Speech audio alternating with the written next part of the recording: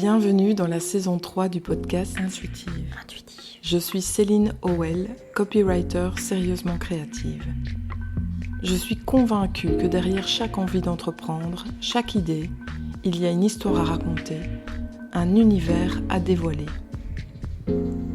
Ici, chaque épisode offre une nouvelle rencontre, un témoignage sur le rapport parfois ambigu que des créatrices de marques entretiennent avec leur créativité. Il ne s'agit pas de parler de démarche artistique, mais bien de saisir l'essence même de la créativité.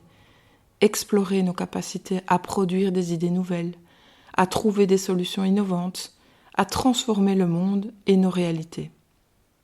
Je t'invite à t'installer confortablement pour un moment calme, un voyage captivant dans les méandres de l'entrepreneuriat féminin.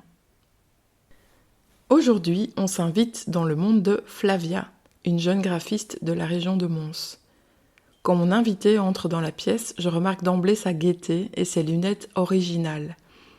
Elle me raconte qu'elle les a chinées sur une brocante vintage. Je comprends de suite qu'avec elle, on ne badine pas avec le style.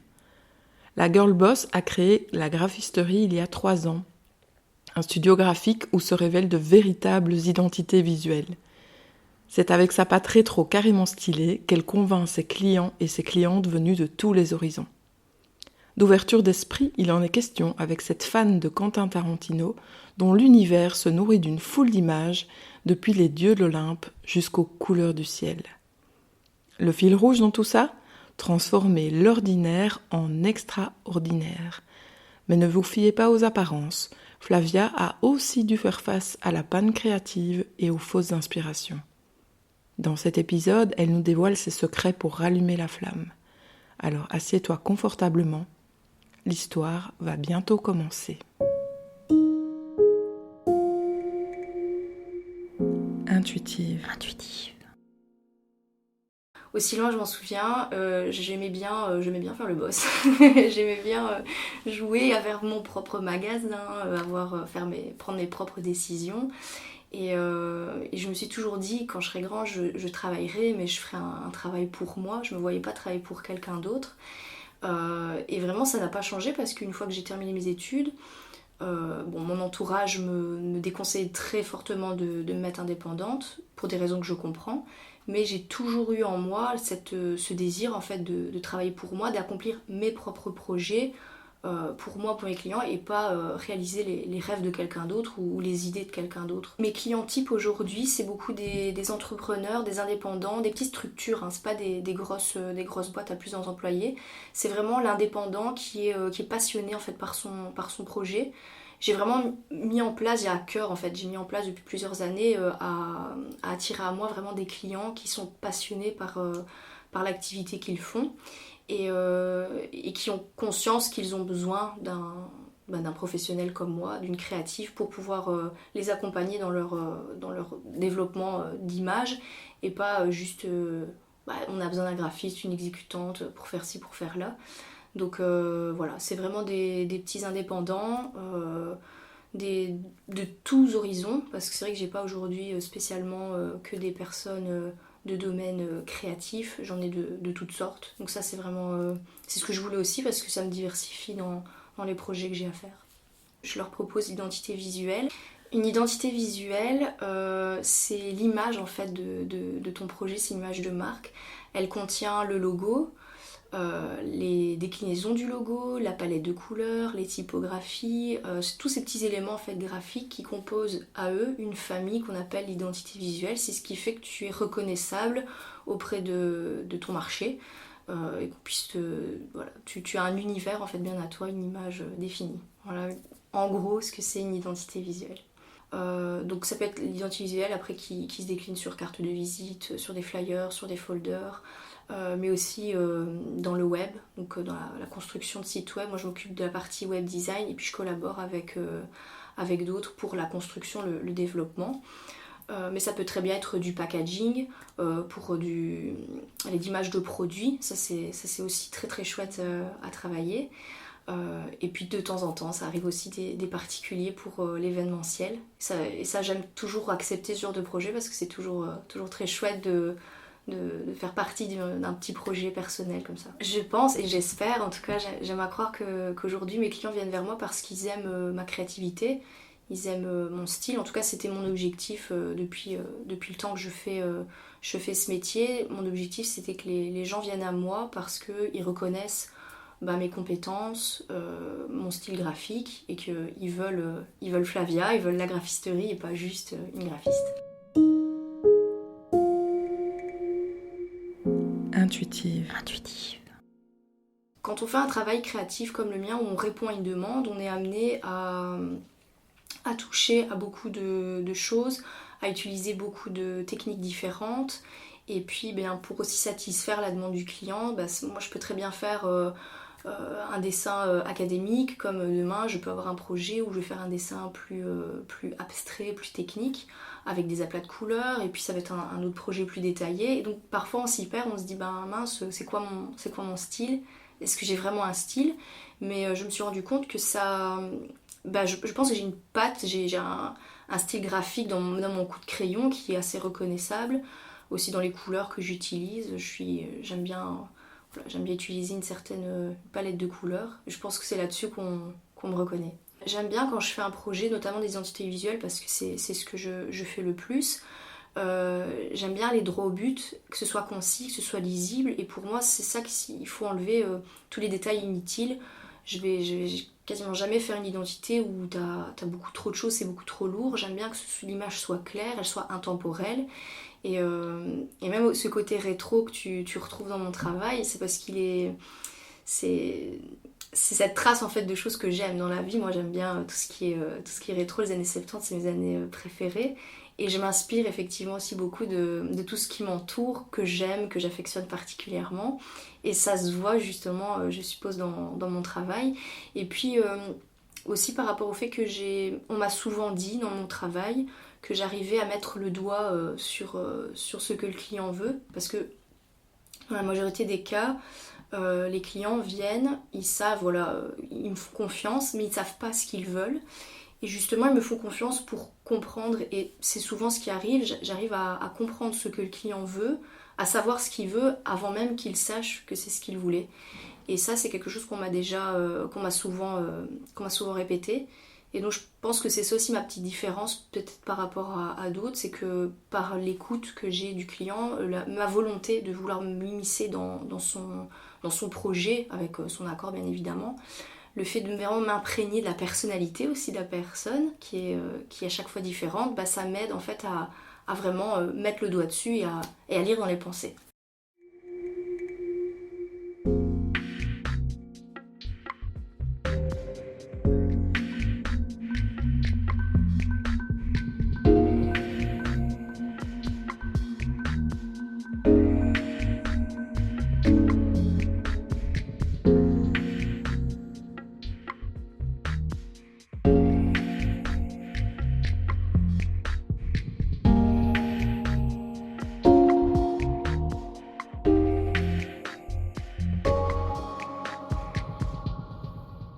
Je suis intéressée par énormément de choses, donc j'ai énormément de sources d'inspiration. J'aime beaucoup le cinéma, j'aime lire, j'adore la mythologie, j'aime une période où j'aimais bien jouer aussi aux jeux vidéo. C'est toutes des petites choses comme ça qui font que je suis constamment en fait inspirée par ce que je vois, par ce que j'entends. Même quand je sors, la nature m'inspire énormément. J'aime beaucoup faire des activités comme aller en brocante, ça j'adore ça, des marchés vintage aussi. J'aime beaucoup aussi aller au cinéma, mais cinéma d'auteur, pas que le cinéma hollywoodien. Et c'est toutes des choses, en fait, des endroits où j'aime bien m'inspirer des vieux graphismes. Il y a des boutiques dans Bruxelles que j'adore, où je vais des fois juste pour lorgner pendant une demi-heure sur des vieux graphismes ou des vieilles affiches.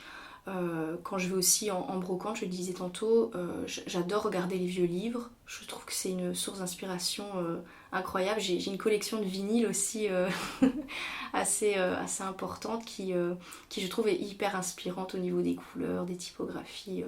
plein de choses comme ça qui clairement sont en rapport direct avec le graphisme. J'ai toujours été curieuse, hein, même petite.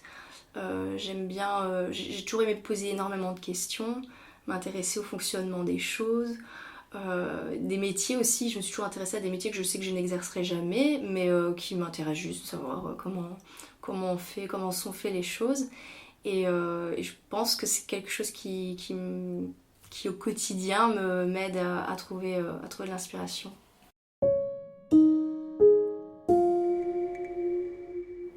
Intuitive.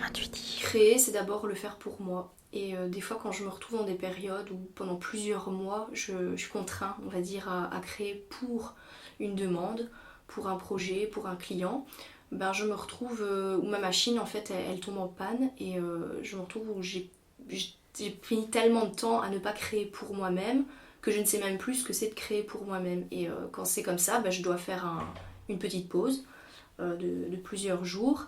Et ça m'est déjà arrivé, enfin il y a quelques temps, ça m'est arrivé que c'était au point que même personnellement je ne savais plus créer, donc même pour moi. Et donc quand c'est comme ça, je prends vraiment des vacances avec ma créativité. Donc je ne cherche même plus à être créative. Pendant une semaine, il n'y a plus rien. J'arrête toute activité créative, toute activité artistique, que ce soit pour moi ou pour un projet.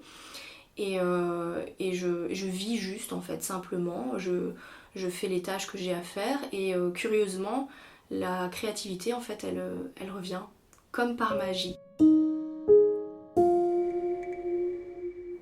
Intuitive.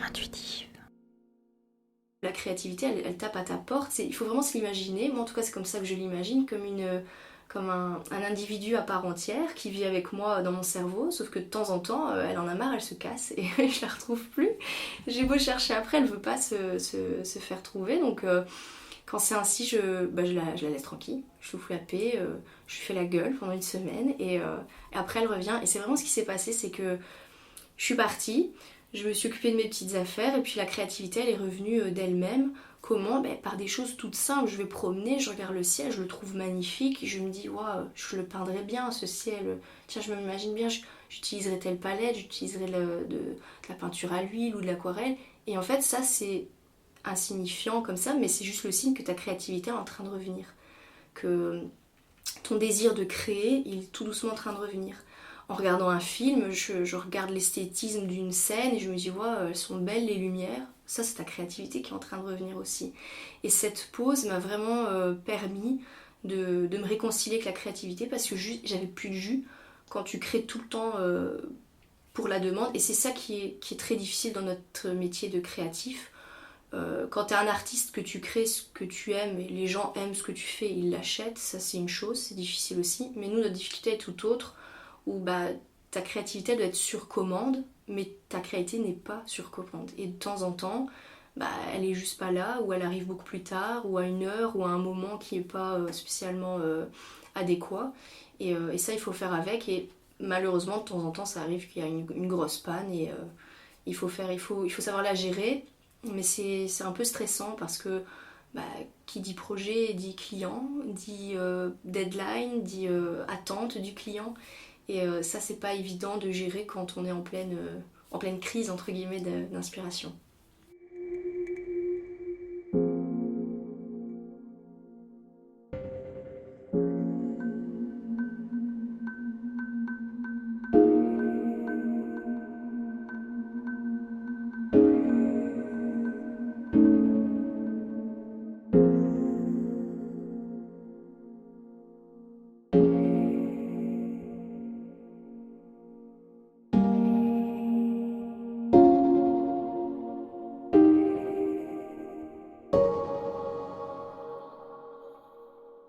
Je me rends compte adulte que j'essaie de redevenir la créative que j'étais quand j'étais enfant.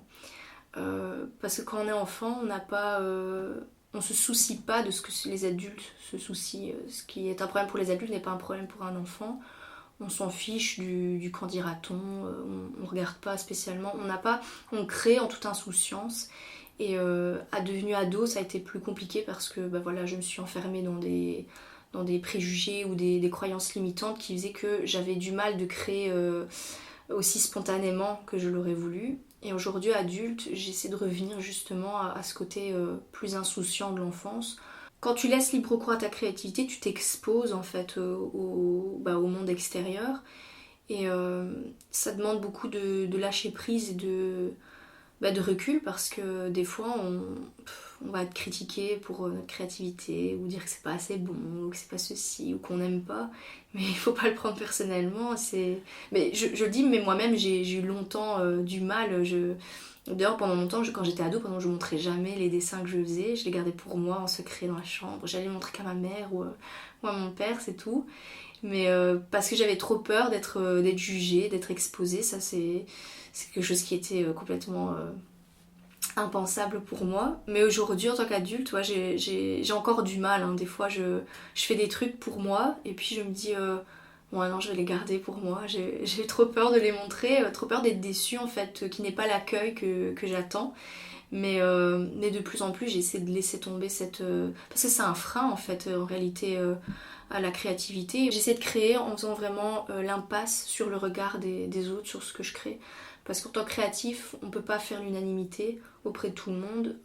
Parfois, les autres peuvent ne pas comprendre en fait ce qu'on crée et pourquoi on le crée. Et ça, j'essaie vraiment de m'en foutre en fait et de mettre ça de côté pour justement retrouver cette créativité que j'avais quand j'étais petite, où je m'en fichais, je créais juste pour me faire plaisir parce que je trouvais ça rigolo ou je trouvais ça intéressant. Et aujourd'hui, c'est ça, à côté de mon travail qui est créatif, malgré que j'ai un travail créatif, je ressens le besoin vital de devoir créer rien que pour moi à côté. Si je le fais plus, ça devient une contrainte en fait pour moi, ça devient quelque chose que je suis obligée de faire pour avoir un salaire, alors qu'à la base, la créativité pour moi, c'est du partage, c'est un héritage, c'est une façon de s'exprimer.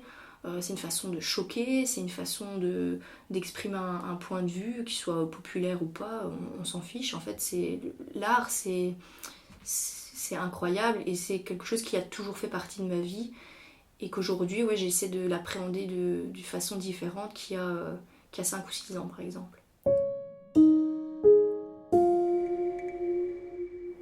Intuitive. Personnellement, je trouve que les réseaux sociaux aujourd'hui, c'est pas spécialement positif pour la créativité. C'est un outil incroyable pour la communication, pour avoir une certaine visibilité.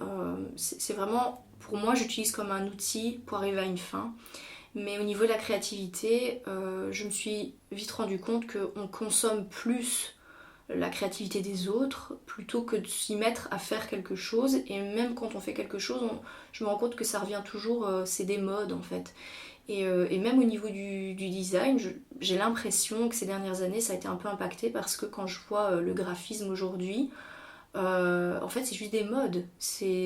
Tout le monde fait la même chose, tout le monde utilise les mêmes couleurs, tout le monde utilise les mêmes styles graphiques, tout le monde utilise les mêmes typographies, la même façon de montrer son travail sur les réseaux sociaux.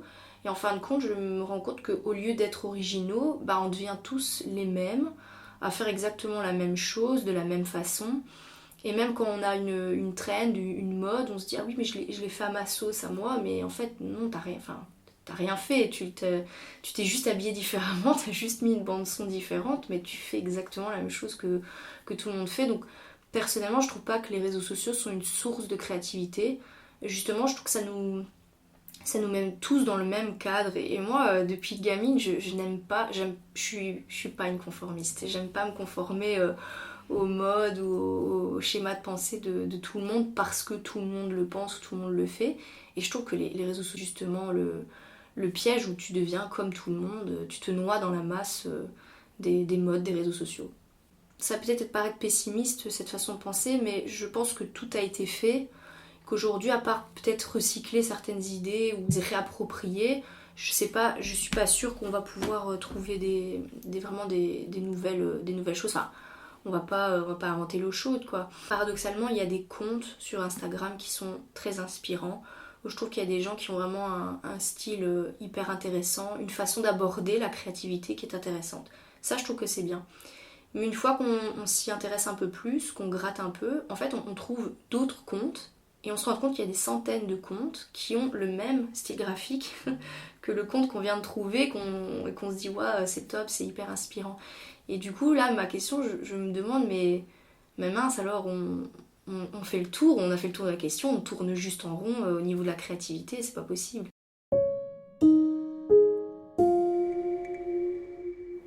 Intuitive. Je trouve que les autres sont une source d'inspiration incroyable. Quand je dis les autres, c'est les autres dans la vraie vie, parce que bon, les réseaux, c'est pas la réalité, hein, ça il faut pas l'oublier. Mais juste se lier d'amitié avec d'autres créatives, rencontrer d'autres créatifs, je trouve que c'est une belle source d'inspiration. Se lier d'amitié au niveau professionnel, on se rend pas compte de tout ce qu'on peut partager. Et les gens peuvent être inspirants par leur façon de parler, par leur façon de penser, par leur façon d'aborder la vie ou d'aborder une problématique. Parce qu'il ne faut pas oublier qu'en tant que créatif, nous, dans notre travail, on règle des problèmes, le problème de notre client. Et je trouve que, je sais pas, côtoyer d'autres créatifs et leur façon de faire, c'est super intéressant.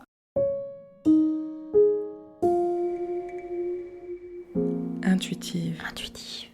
Je garde toujours en tête qu'une idée ordinaire peut être transformée en un concept extraordinaire. Et tout bêtement, je l'ai appris dans le cinéma, quand moi, mon réalisateur préféré, c'est Quentin Tarantino. J'adore ses films.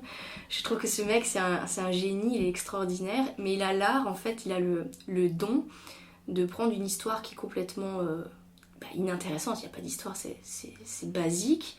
Mais il te le fait en un film complètement époustouflant. Il y a un esthétisme dans ses films, juste dans ses génériques. Et les typographies de ces génériques, moi, elles m'inspirent de fou, c'est extraordinaire. Et je trouve que c'est une belle leçon à retenir. Nous, dans notre processus créatif, je vais jamais faire de film, mais dans mon process, c'est vraiment ça que je garde en tête. Une idée ordinaire peut devenir un concept extraordinaire, juste dans sa façon d'être présentée. Juste dans ta mise en page, tu vas prendre un sujet des fois peut-être même ennuyeux ou compliqué à comprendre. Bah moi mon rôle c'est quoi? C'est de le mettre en page avec des couleurs, des designs, des illustrations qui vont donner envie au lecteur de s'y intéresser, de comprendre ce qu'ils sont en train de lire, alors qu'en fait c'était à la base quelque chose de pas évident du tout à mettre en page. Donc voilà, je trouve que le cinéma c'est quelque chose de génial. Wes Anderson, je sais pas si tu connais, j'adore Le Grand Budapest Hotel. Moi personnellement j'adore ce film parce que je le trouve très original aussi dans la réalisation, mais les couleurs, l'esthétisme, t'as des scènes, on dirait une pièce de théâtre. Et c'est comme ça que j'appréhende aussi certains de mes projets. Par exemple dans la mise en page d'une affiche qui doit être originale ou très créatif. C'est comme ça que je vois, je me dis, il y a un arrière-plan, un avant-plan, un milieu de plan, il y a tel et tels acteurs, j'ai tous mes éléments, je dois les mettre en page. Je l'imagine vraiment comme un petit théâtre avec des couleurs qui vont ensemble. Et quand moi je regarde la télé, je regarde ce genre de film, ben, ça m'inspire à fond. Mais c'est ça que je trouve que dans le cinéma en général ou même le théâtre, c'est une source d'inspiration que beaucoup, qui je pense est sous-cotée. Parce que même dans le storytelling dans le graphisme, c'est hyper important. Tu dois avoir un discours préparé, comment le dire aussi, parce que quand tu t'inspires du cinéma, de voir comment c'est raconté, bah, tu peux carrément t'en inspirer, prendre exactement le même modèle pour ton projet graphique, quoi. Et ça, je trouve ça génial. Intuitive. Je suis convaincue que tout le monde a un potentiel créatif, mais absolument tout le monde. Ça dépendra juste si on est à l'écoute en fait de cette créativité qui vient taper à la porte, peu importe quand dans notre vie. Mais même pour un projet, si des fois t'as pas le temps ou tu te sens pas, t'as pas le courage aussi de prendre cette idée et de l'exploiter, bah probablement quelqu'un d'autre le fera à ta place, parce que des fois une idée n'est pas unique. Tu peux avoir une idée et puis quelqu'un d'autre, on ne sait où, a exactement la même idée que toi. Et ça, c'est une idée que j'aime aller avoir, parce que je trouve que ça enlève une certaine prétention aussi dans la créativité. On a tendance des fois à mettre sur un piédestal les gens créatifs ou qui ont un don extraordinaire pour la musique ou le dessin ou la sculpture. Mais en réalité, c'est de la pratique, c'est donné à tout le monde, on va dire, même si je pense que certaines personnes naissent avec un don un peu plus particulier. Mais je veux dire, c'est à soi de se dire, oui, je suis capable en fait d'être créatif et de l'être de telle et telle manière. On peut être créatif de plein de manières différentes.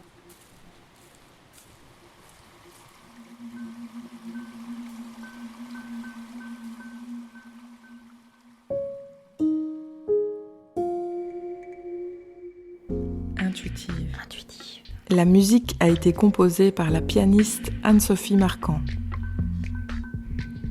Tu as aimé l'épisode ? Partage-le autour de toi et abonne-toi au podcast. Et pour en savoir plus sur mes activités et sur mon accompagnement personnalisé pour créer ta newsletter, je t'invite à visiter mon site internet celine-ol.com. Merci et à bientôt j'espère.